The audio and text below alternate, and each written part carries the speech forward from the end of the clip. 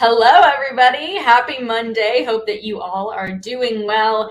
I'm Kendall Smith alongside of Wes Mitchell back here for another edition of GC Live. Wes, thanks for inviting me back. We just enjoyed it so much on Friday that we're here again to talk all things South Carolina. And we want to give a big shout out to start off the show to Clint Hammond of the Mortgage Network, our phenomenal sponsor here for GC Live.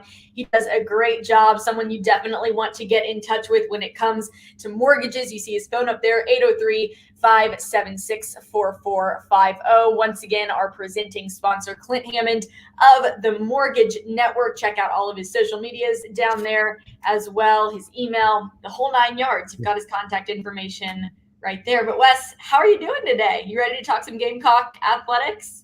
Always. I mean, like you said, we had so much fun. We decided to do it again. And what a difference a few days make. I mean, we were talking about all the different sports on Friday. Everyone was upset. I don't know if I don't know if you did. I don't know if any of us gave the baseball team much of a shot at all to go beat Texas. And then they lose game one. I think the way a lot of people thought they probably would.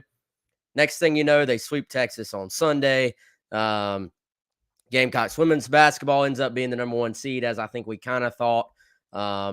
Spring practice starts tomorrow, so this is the roller coaster life of a Gamecock, in that it's up, it's down.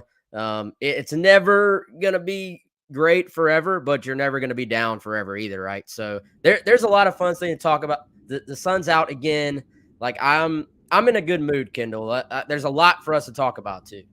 I'm in a good mood too. I was telling you though before we got on here and went live that I'm really, really tired because this whole daylight saving shenanigans, like it's throwing me off so much. I lost that hour of sleep and I feel like it really hits me on day 2 of daylight saving. So that's like the only thing that's holding me back. Staying up late yesterday, keeping up with everything going on in the world of Gamecock athletics. Hey, Daniel, thanks for tuning in today. But yeah, baseball, goodness gracious, beating Texas on Sunday, both of those games, winning the series 2-1.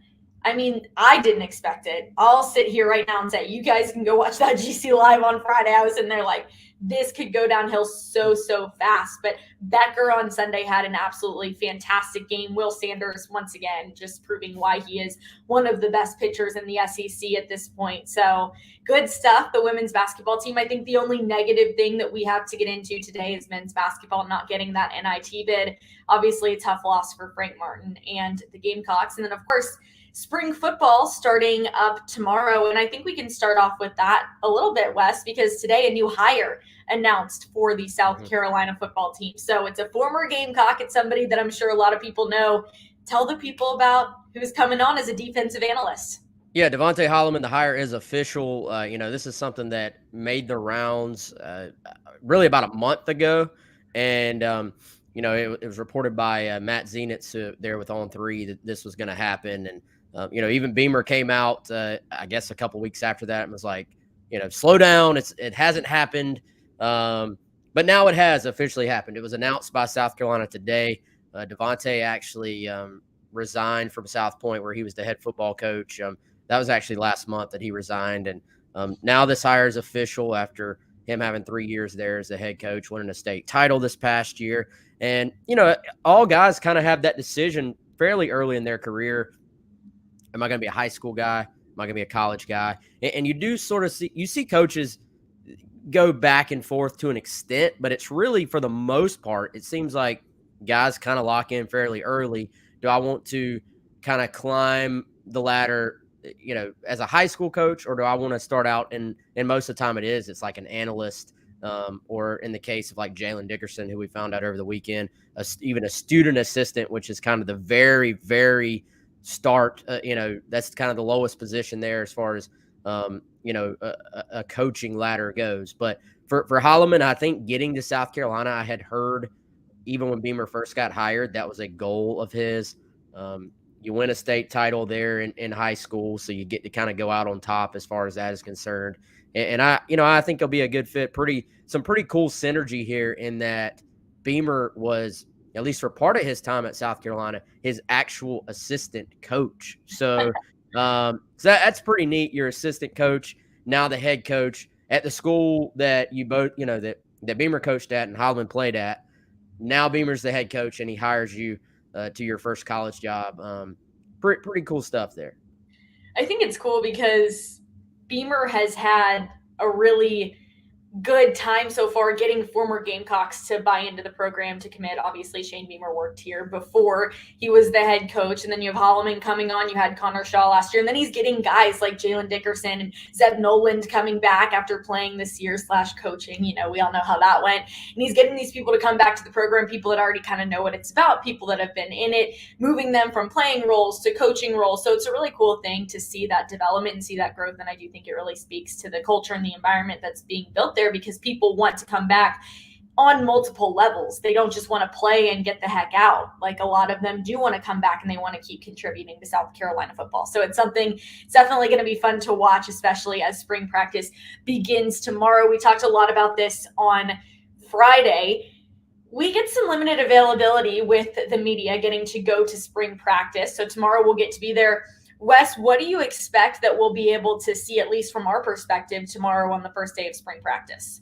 Yeah, we get, 6 sessions plus the stretch. That's pretty good. That is pretty good for us. That's double. That's like double. Sometimes it's 3, I feel like. It's like you get in there and like I have my camera and you set up and then they're like, all right, guys, out. And I'm like, that's it. Yeah. I've been here for 10 minutes. Basically, for those who haven't been to a like media only practice, it's essentially stretching and then some individual work, which is literally like if you were just out there watching, you're not getting much. It's when I say individual work, we're not talking about plays being run. We're talking about either position drills or special teams where, they might be working on some very particular blocking technique, or they may be working on blocking punts. And it's literally like there's a guy who's about to set up the punt, and then it's just a circuit of guys having to actually literally go block the punt. We're not even talking about them actually lining up in a punt formation. So I always get asked, well, hey, how do we look? How do we look? How do we look? And I kind of have to tell my friends, like, guys, we're not seeing any plays run. Like, we're not actually seeing them line up. So some practices, there is an early, like 11 on 11. So Kendall, I'm not trying to get my hopes up. I don't think so. Kendall, stop. I'm going to get my hopes up. I'm going to get my hopes up. 11 last year. But we never got to see 6. So even there's just that little hope in my heart that like segment 4, 5, and 6, they're going to bring the goods, right? Like, so there were a couple practices where we at least got to see a depth chart, right? Where they lined up. Yeah. And that was within the first 3 or 4 segments, I think. So what happens in session 5 and 6? We're gonna find out tomorrow. Did you notice we get 6 tomorrow? Then the other ones we only get 5. Yeah. So what happens in that 6th? It's going to involve Spencer Rattler throwing the football. I got a feeling. Well, hopefully, because you put a lot of pressure on me on Friday that I need to be able to capture that video and get Spencer's first official pass as a South Carolina Gamecock. I don't know. I'm excited. I think it'll be a lot of fun. Spring football is always interesting because it is very intense. It's very serious. And obviously the players want to get started on the right foot as they head into summer and into the fall. But when you go in there in August for their first practice before the season starts, it is like crazy town. Like, everyone's running around like chicken with their heads cut off. This practice for spring, it's like kind of like the first day of school almost. I feel like the August one is like the first day back after winter break. Does that make sense? Like, you're excited and you're ready to get back after break, but the first day of school, you're like jazzed. We haven't had football in a few months. It is go time, ready to go. Do you feel that way? I've never, I'll be honest, I've never thought of it that way, but yeah, I will go with you. I also feel like the fall, the start is kind of like maybe you're getting back, but you have a big exam in a few weeks. Yeah. And you're hoping you remembered everything that you could have forgotten during the winter break because you have this exam. Whereas this is more like, hopefully it's beautiful weather like it is today, and it's more like there's just excitement. Everybody's undefeated and everybody's happy. So I'm with you. I'm going with you, Kendall. You want to bring Colin in? I see him down Yeah, there waiting. we have I don't know if Colin you can see Taylor. that on yours or just mine, Kendall, but I I'm gonna go ahead can't and bring see him it. in. There it is. Oh, Oh, wow. Triple look, boxing it. look who it is joining us on the show, Colin Taylor, the king of South Carolina baseball, the king of South Carolina basketball. Colin, we have some King. All right. There you go. I mean, he is. Like, he's at everything. If everyone doesn't know, Colin, what's your at so they can follow you and just keep up with it all. I don't need more people hopping into my mentions. We've already had a bunch of people today hopping into them. Well, Colin, we have some exciting things to get to regarding South Carolina baseball. Some not so exciting things to talk about with the men's basketball team. I think we'll start with the negative first so we can end on a positive note. Yeah. People might be thinking, why in the heck did South Carolina not get a bid into the NIT? Explain it to people in layman's terms. How did South Carolina not make the cut? Honestly, in asking around today, there's not a good answer. There's a lot of people out there that were even shocked from the college basketball not affiliated with South Carolina.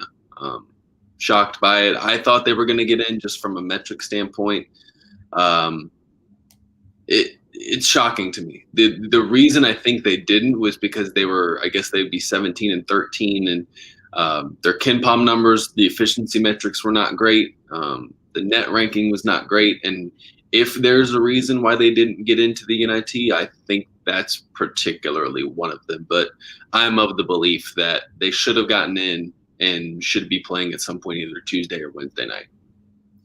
And I think a lot of people were really confused because Vanderbilt made the NIT, and South Carolina defeated Vanderbilt twice this season. They were both, fairly close games, especially the one at Vanderbilt. But some of these teams that South Carolina had beat that are in the SEC, and everyone knows the SEC was a pretty tough conference this year. Those teams made it into the NIT. So certainly confusing. A lot on the line right now as well. I know a lot of conversation, a lot of talk happening with coaching positions. What's going to happen there with South Carolina, we don't know yet. We'll keep you updated on GamecockCentral.com as we find out more. Colin, switching gears over to baseball. There you go. The good stuff. The good stuff. Wes and I were just talking about it. We sat here on Friday on GC Live and we were like, no, there's no way that South Carolina baseball, we thought there was a chance they would get swept, not even win one game. What changed from the Clemson series to this series that allowed South Carolina to take the series win over the number one team in the country? When they had men on base, they got hits. And compared to when they had men on base against Clemson, they didn't. I think they were 6 of 53 with runners on. Over the course of the Clemson series, I don't know the numbers off the top of my head for Tennessee, or not Tennessee, but Texas, but they were good. They attacked pitches early. They had 20 hits Sunday in the combined, I guess it'd be 16 innings, 20 hits. And I only think one of them went for extra bases, and that was a Brant Belk leadoff double to start the 7-inning game. So they got on base. They weren't focused on trying to hit 400-foot home runs, and they just took what the pitchers gave them. And I think that's what you saw. And the offense looked like what it needs to be this year. If South Carolina is going to win, given their pitching depth issues, and give credit to Will Sanders and Matt Becker, who were, elite against. It's a good, not great Tennessee offense, but they were elite, and the offense put up really, fantastic numbers for what was, the best pitching staff in the country coming into this weekend. Yeah, and you mentioned there Matt Becker. He just received a conference honor being named co-pitcher of the week. Brant Belk was named the co-player of the week. So South Carolina getting some love there. Definitely something I think a lot of people didn't see happening. But as South Carolina enters conference play coming up this weekend, obviously continuing to get guys home when they're on base, not leaving runners on. With Matthew Becker, though, Colin, was this somebody that you saw kind of at the start of the season making this impact that he has so far? Because we all knew about Will Sanders, but I think a lot of people weren't necessarily expecting Becker to step out and show up like he did yesterday against Texas.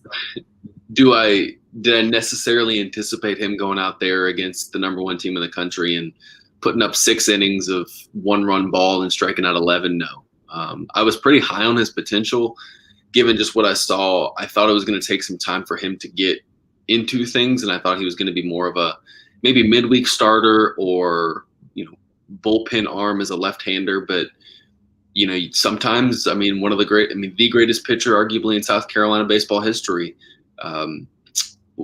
oddly enough, a left-hander who wore number 29, got his start, doing the same thing, a spot start where they just needed an arm. And lo and behold, Matthew Becker's story, it could potentially start the same way. I'm not saying he's going to go win, Player of the Year honors or Pitcher of the Year honors like the other number 29 did about a decade ago, but just one of those things where you never know until you give the guy the ball, and they did. And he gave up a nearly 500-foot home run in the first inning and didn't allow a hit after that. So good on him. And I think he had the SEC tweet of the week as well, to the Barstool. One of the Barstool writers posted the video of the 490-foot bomb, and then he responded to it and said, yeah, 6 innings, 1 hit, 11 Ks, horns MF down.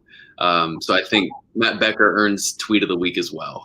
That's the instant caption of the week too, because I just saw he wrote a caption. It was like, every Longhorn needs a cowboy or something like that.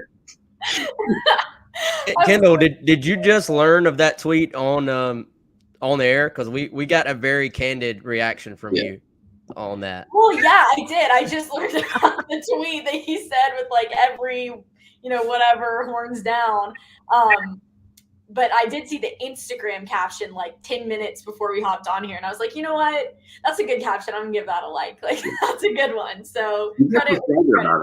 That's what I was about to say, Colin. What's this kid like? Like, I feel like he just literally was introduced to all of Gamecock Nation. Obviously, he was on the team. He's pitched a little bit this year.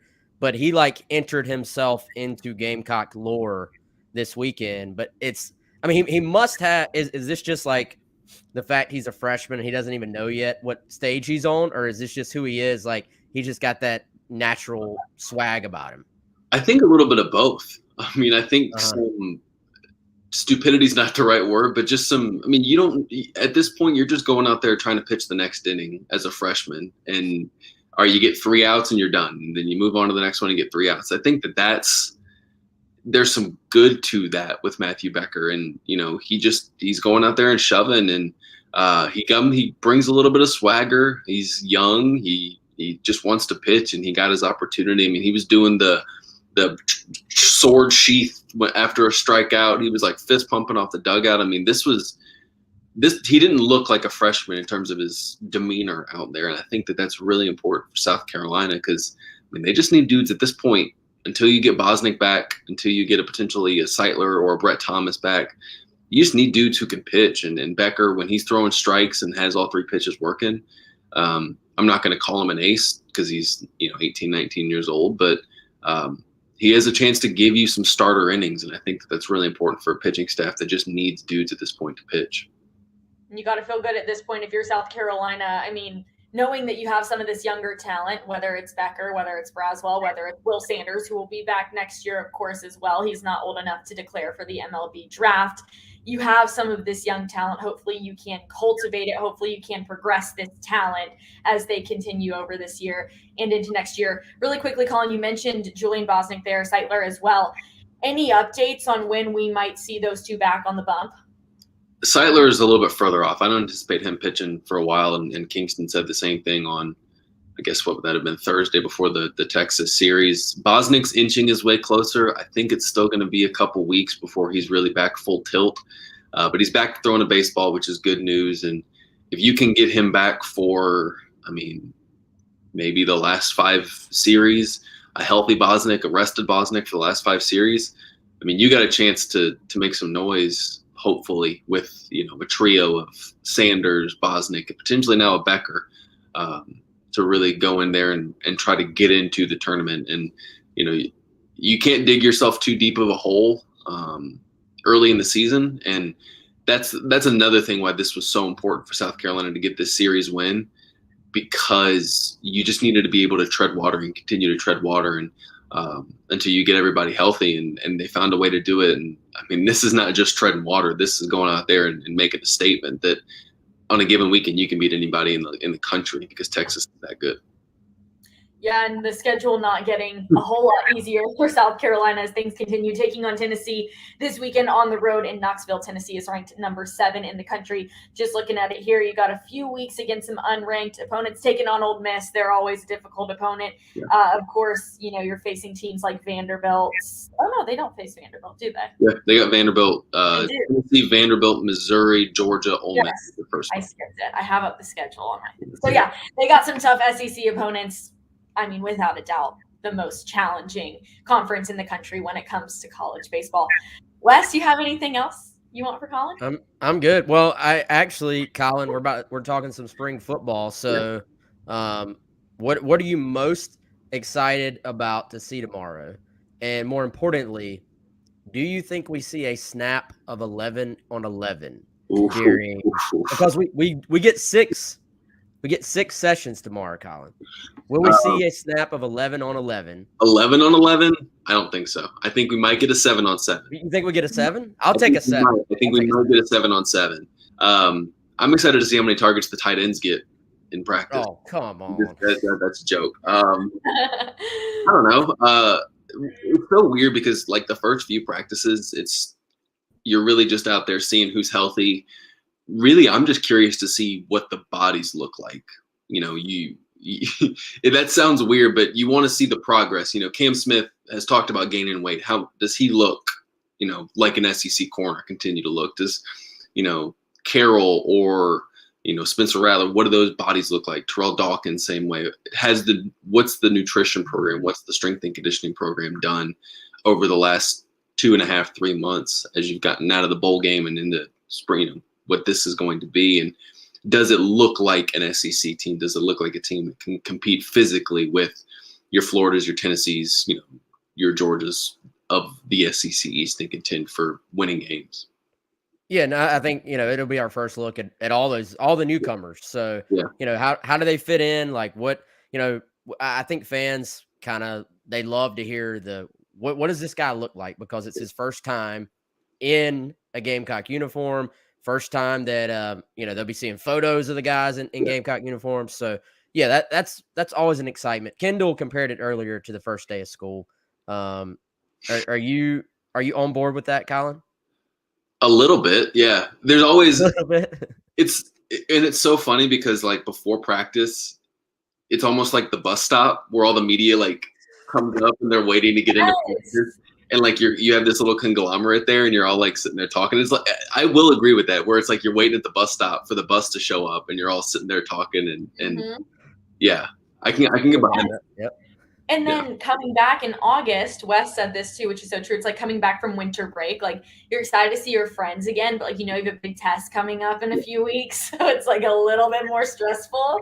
Whereas like it's just kind of like syllabus week. The first week you're chilling. Yeah, this is very much syllabus week, where it's like, oh well, you can, we are always locked into our jobs, but it's a little bit more fun. There's a lot of less stress involved with spring practice compared to the 4-week stretch that is. Training camp. Well, I won't be attending class tomorrow, so I can attend spring practice. I hate to admit that live.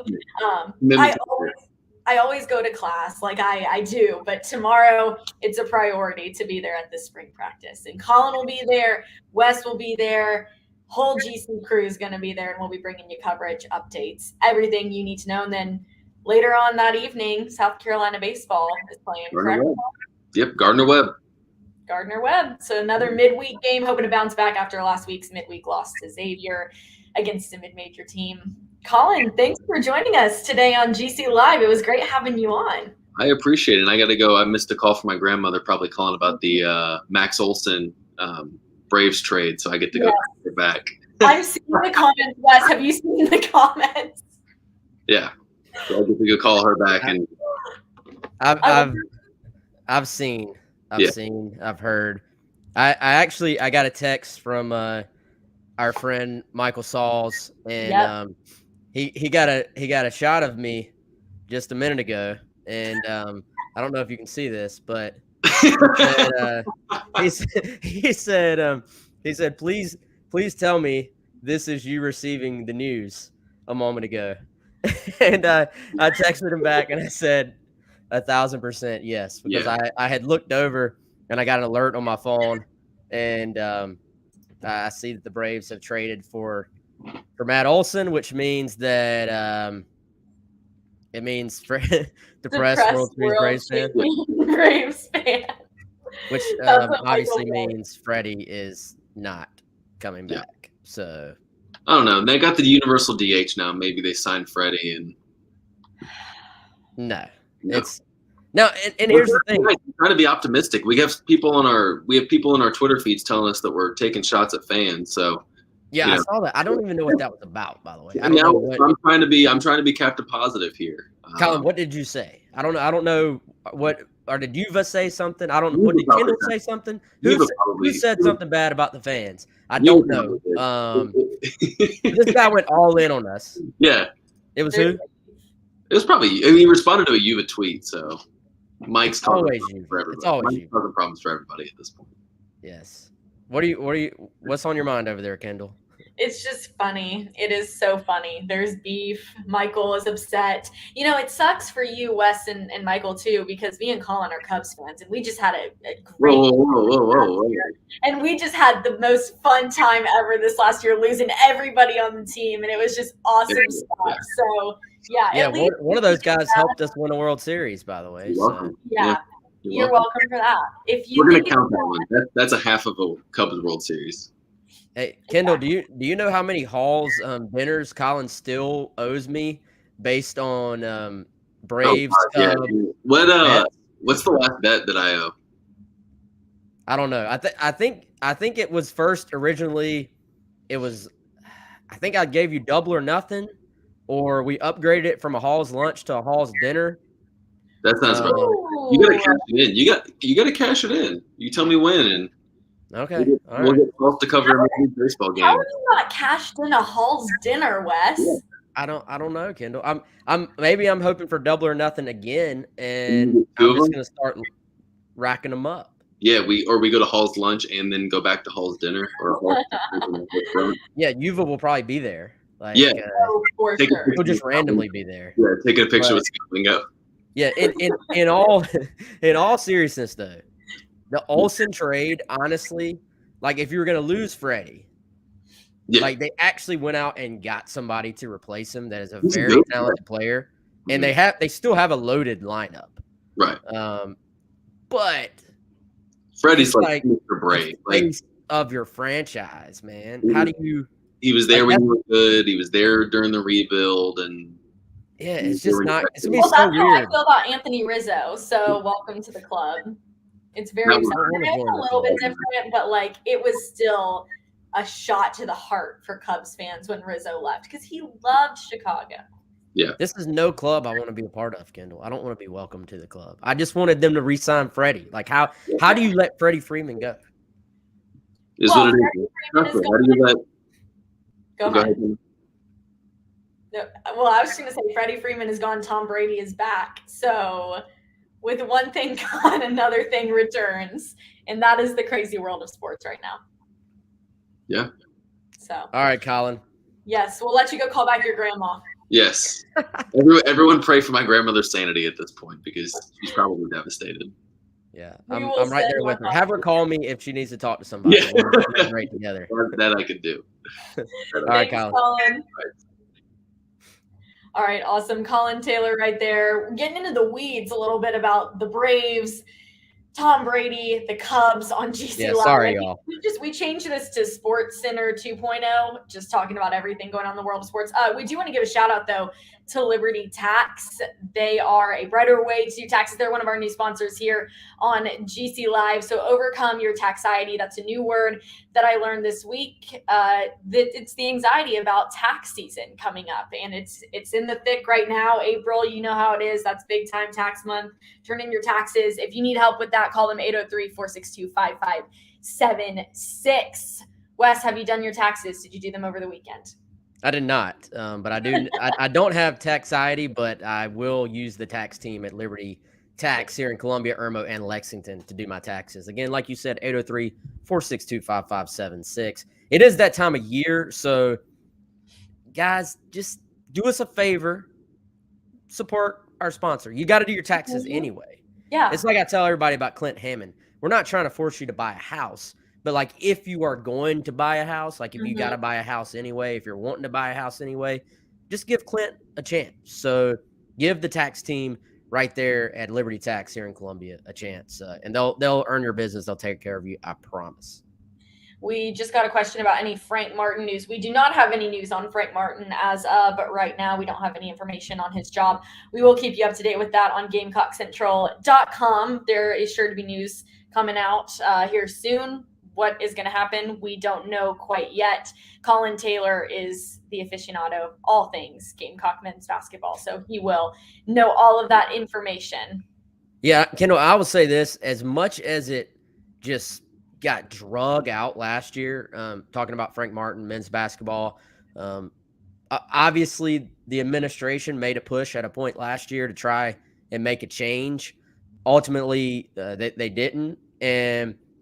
But the most negative part was just how much it got drawn out. And I would just think after all that and seeing the reaction from the fans about all that last year, I'm thinking one way or the other, whether it's, hey, Frank Martin is staying, or whether it's, hey, we're going to rip the Band-Aid off and make a change, that you're going to know something fairly quickly, because it does nobody any good. Fans, Frank Martin, administration, it does nobody any good to sit there and do this whole just BS like last year where, well, he might be out. Oh, no, he's coming back. That does no one any good. So I would imagine everybody wants this thing to be kind of swift this year. What does that literally mean? Like, is it the next couple of days? I would think that would be what they're aiming for, if they can at all help it, is to have some type of final decision on what this looks like within the next couple of days. Well, staying on the topic of basketball, we can talk a little bit about women's basketball, because that was another exciting piece of the weekend for South Carolina. The women's team earning the #1 overall seed in the 2022 March Madness tournament.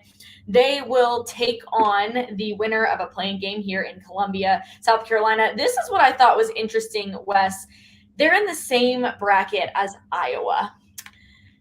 Okay. We can get into this whole conversation really quickly about Caitlin Clark and Aaliyah Boston, because it has kind of rocked the women's basketball world over the last few weeks. There's been a lot of beef. I mean, even boiling down to the press conferences, there has been drama about what's happening with, who's going to win National Player of the Year between Clark and Boston.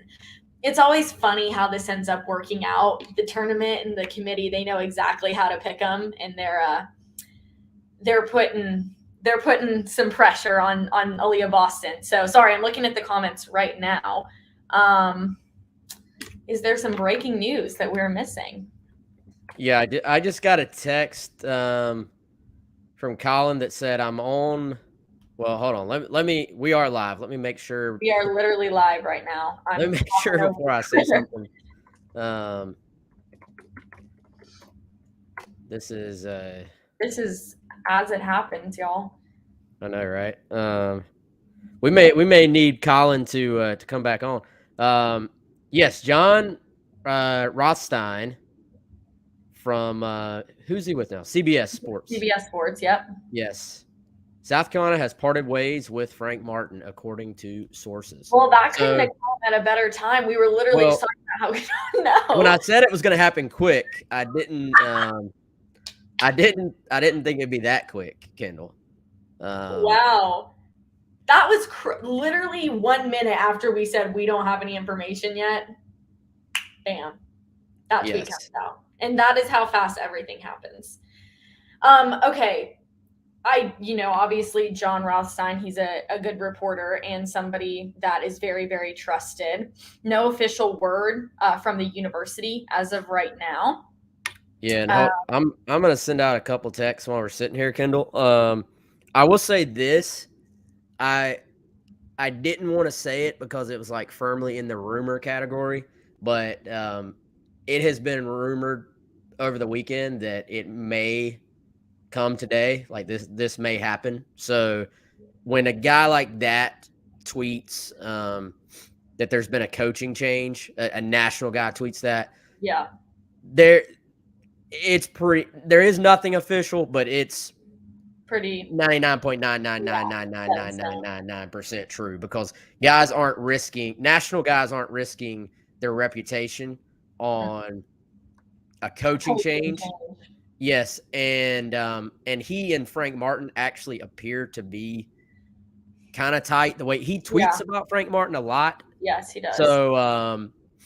So we'll have this confirmed for sure here momentarily on a local end. Right now, we'll lean on his reporting, but it is an interesting decision by South Carolina, and the reason I say that, Kendall, is I think if Frank Martin is your coach, other than the first couple of years when it was a complete rebuild and the really bad COVID year last year, you kind of knew you were going to at least have a middle of the pack, team. Like you were going to compete. Once again, South Carolina 9-9 in the SEC. An over 500 basketball team overall. Yeah. But didn't make the tournament. So I feel like most of his years, it was kind of a similar outcome. So you're kind of, if you're going to fire that guy, you're taking the risk. You're kind of betting it all, right? Like you're taking the risk of falling way down in the conference, because it is going to be hard to find a coach that is better than Frank Martin, in my opinion. There's a lot of coaches that are worse than Frank Martin. So you're kind of taking a risk in order to try and be that next step, like one of the best teams in the SEC, because you've gotten tired of being just that middle level SEC team. Yeah. It kind of reminds me of, and this move, depending on who they get, and I don't even want to get into the weeds with that right now because we just figured out about this news with Frank, but I remember when Tom Crean parted ways with Indiana University. They go on to get Archie Miller, who was a pretty hot coach at Dayton, mid-major school. He comes to Indiana. That didn't last very long and it didn't go very well. So it is a risk in a lot of ways to do it, because, Frank Martin took the team to the Final Four. A lot of people saying you can't lean on that and what happened from several years ago. You have to continue to get better, not making a tournament, not making the NIT.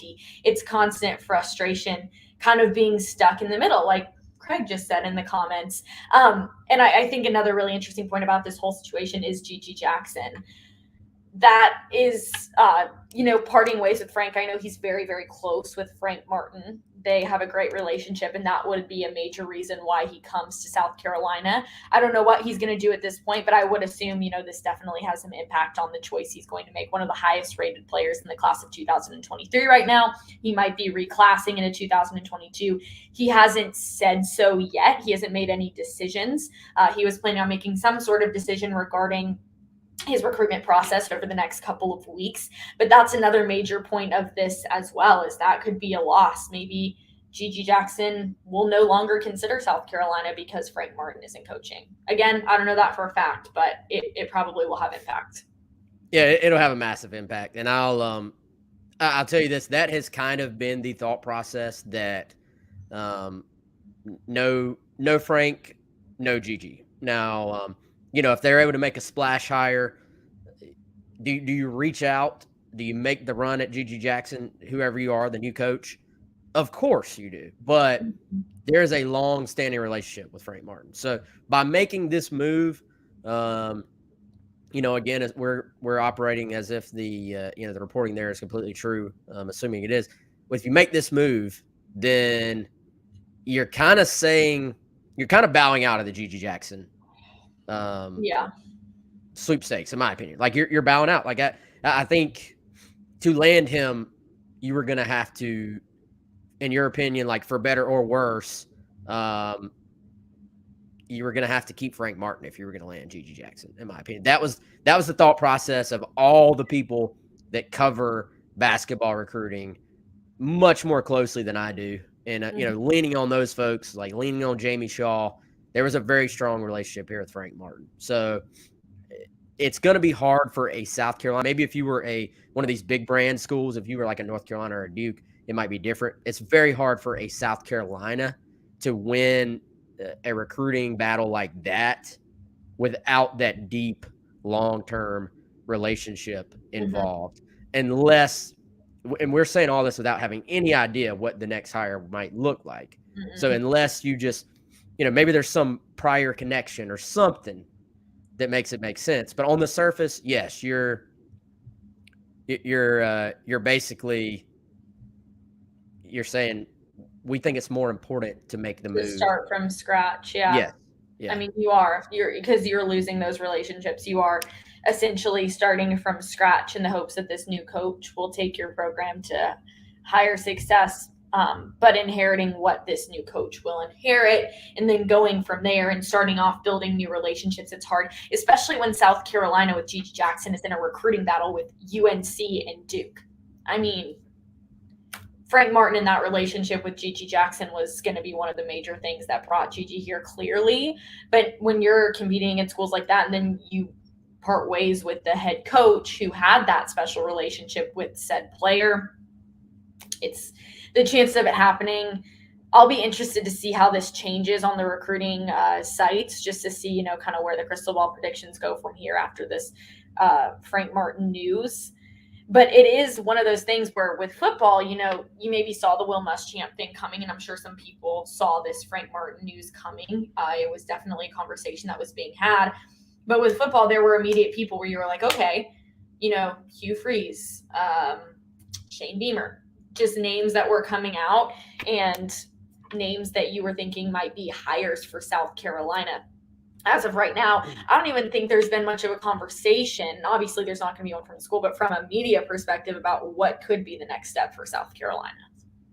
Yeah, no, and I, as we're sitting here, I just got 2 texts back saying, basically it is true. So, and I'm seeing also Kendall, Jeff Borzello, who I think is ESPN, also reporting it. So yeah, Frank Martin out at South Carolina. I believe there's been probably some legwork already done. Generally, when you make a move like this, you've already done some work on what your next steps might be as far as hiring a coach.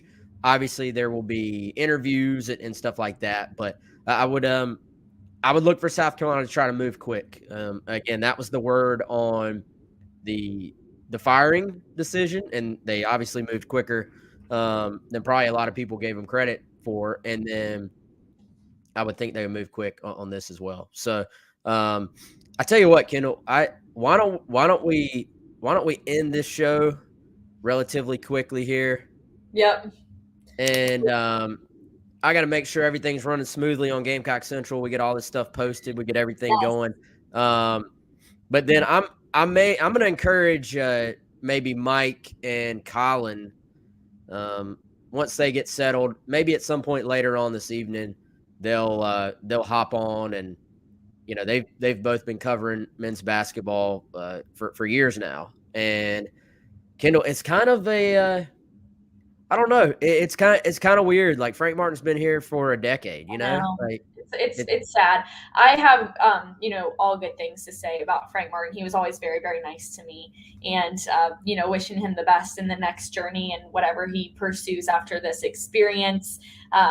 Certainly some high highs, some low lows with everything that comes, but craziness. Breaking news on GC Live. It really is, as you can tell, live. Like, we find out the minute things are happening, hop on Twitter, figure it out. But we definitely want to head over to GamecockCentral.com, make sure everything is good over there. We were talking about women's basketball. Shout out to the women's basketball team. #1 overall seed. Very excited for them. I'm sorry they kind of got lost in the shuffle of everything that happened today with Frank Martin. But again, thank you to our sponsors, Clint Hammond of the Mortgage Network. Wes, we also have Liberty Tax as well. So thank you guys for sponsoring the show. Thank you, everybody, for tuning in. Head over to GamecockCentral.com for more. We're going to have a ton coming out today about all of this news and with spring practice tomorrow. So, Wes, thanks for joining me. I'm Kendall Smith. We will see you guys soon.